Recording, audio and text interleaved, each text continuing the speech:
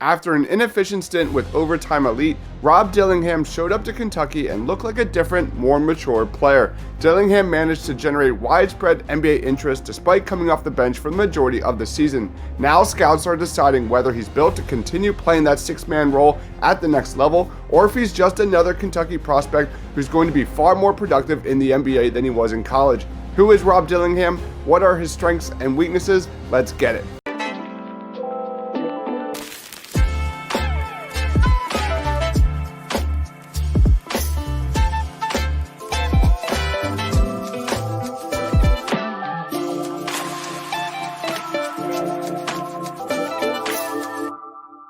Let's talk about strengths. There isn't a guard in this class more shifty and effective at getting to spots than Rob Dillingham. Depending on his level of efficiency and ability to balance self-creation and passing, Dillingham could wind up being better suited to be a six-man like Lou Williams was back in the day. In that role, Dillingham could play more to his strengths as a microwave scorer and worry less about shot selection or getting others involved. Dillingham offers on-ball excitement that few others can in this year's draft class. He possesses the most tempting mix of creation and shot making for offense, and both feel translatable to the NBA based on his quickness, ball handling skill set, and shooting accuracy. Let's watch some highlights. Will make a difference if they get back. Dillingham, bang, Full slate of subs ready to check in at a dead ball. Here's Dillingham with the reverse. But how about Oakland has taken 11 more shots than Kentucky? Dillingham with a three. Dillingham from Reeves. Got it. With the jump shot. He spaces the floor better than Fierro does on this end of the court. Whoa, Dillingham lost his man and bounds it and will push. Got Shepard on the wing. Takes it himself. Tough shot. You can just a hair further and say who's the most reliable. Yes. Because they are all talented, including Shepard. Quick drive on Washington. Out to Dillingham. Great vision. And an assist to Dillingham. Over to Shepard. And now to Wagner who drives. Dillingham, top of the key, good. 30-point game for Wade Taylor IV that gets a top 25 opponent. Nobody can wait to get them in the tournament. You don't want to face them on your side of the bracket, but you know you got a chance because their defensive miscue. Shepard and Dillingham, as mentioned, that talent that John Calipari has at his disposal off the bench. Dillingham, that one will rim. It's floated. Dillingham's got it. He'll pull up and hit with an absolute hammer there in a blink of an eye.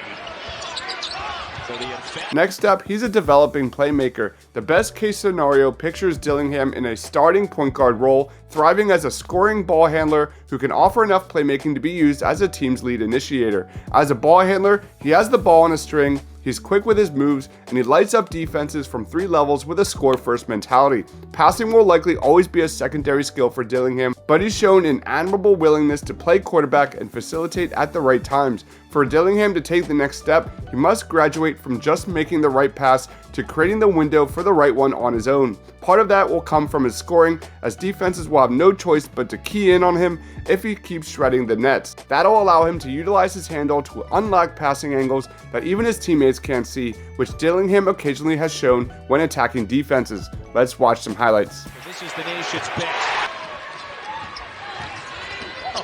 Dillingham, and again, with the win tonight, as it pertains to SEC, as it pertains to SEC tournament seeding. All right, little showtime here.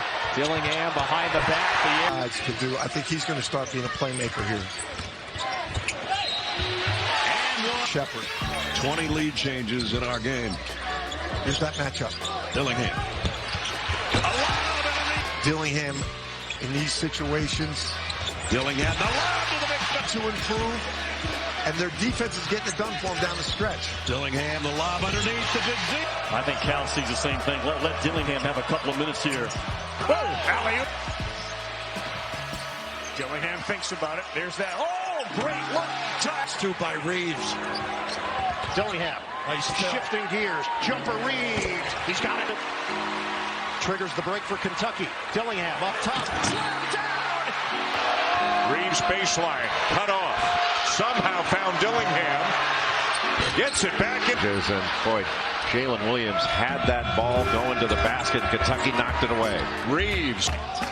Pair of 7-footers on the blocks, and here comes Onyenso with a high screen and roll, and enough. And then we get to weaknesses. Not that anyone was expecting Rob Dillingham to surprise with strong measurements, but 164 pounds at the combine could be seen as a scary number. His height, length, and weight are actually identical to Trae Young's. However, Young led the NBA in assists, and Dillingham doesn't offer that level of playmaking. He'll also be at a disadvantage defensively against many starting NBA guards, particularly if he goes to a team when he's slotted to play the 2. Depending on the team's level of concern with a shot diet, poor defense, and fit, he could slide into the second tier of the lottery. Let's wrap it up. When you look at the measurables, there are no doubt concerns about Dillingham's tools and gunner mentality. Projecting a jump shot heavy diet, average playmaking, and poor defense may mean picturing him in a more of a bench spark kind of role, which isn't what teams are looking for when you're talking about a top 10 pick. His production, efficiency, skill, and flash